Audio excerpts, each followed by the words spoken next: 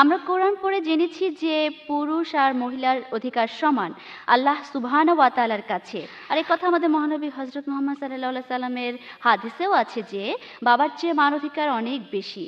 কিন্তু এরপর আকিকার সময় দেখা যায় যে একটা বকরি কোরবানি দেয়া হয় মেয়ের জন্য, আর দুইটা দেয়া হয় ছেলের জন্য। বোঝানো হচ্ছে যে ছেলেই বেশি গুরুত্বপূর্ণ।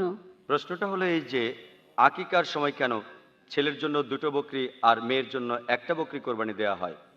বোন, অনেক সহিহ হাদিসে আছে যে ছেলের জন্য একটা বকরিও দেওয়া যায়। এটা বাধ্যতামূলক না, সহিহ হাদিসে আছে একটা বকরি মেয়ের জন্য আর ছেলের জন্য দুটো বকরি। তবে একটা বকরিও দেওয়া যায় ছেলের জন্য। ব্যাপারটা এমন না যে ছেলের জন্য দুটো বকরিও দেওয়া উচিত। তবে এটার কারণ হিসেবে বলতে পারি যে ইসলামে পুরুষ মানুষই রোজগার করে, ইসলামে রোজগার করে পুরুষ। মেয়েদের বিয়ে হওয়ার আগে দায়িত্ব থাকে বাবার অথবা ভাইয়ের, আর তাদের বিয়ে হওয়ার পরে দায়িত্ব থাকে স্বামীর আর সন্তানের, তাদের অন্ন বস্ত্র বাসস্থান সবকিছু সংস্থান করার। তাই এখানে আলহামদুলিল্লাহ সে যাবতীয় অর্থনৈতিক দায় থেকে মুক্ত, তাকে সবাই রক্ষা করছে আলহামদুলিল্লাহ। এটা বললাম আমার যুক্তি দিয়ে, বলছি না যে এটাই আসল কারণ, আল্লাহ মালুম, আল্লাহ সেটা ভালো জানেন। ছেলের জন্য দুটো বকরি, তবে এটাই একমাত্র কারণ না। হতে পারে তার আর্থিক অবস্থা বেশ ভালো, তাই একজন মানুষ ছেলে হলে বেশি টাকা খরচ করতে চায়, এটা হতে পারে একটা কারণ, আল্লাহ ভালো জানেন। তবে বাধ্যতামূলকভাবে দুটো বকরি ছেলের জন্য এটা কোনো সহিহ হাদিসে নেই।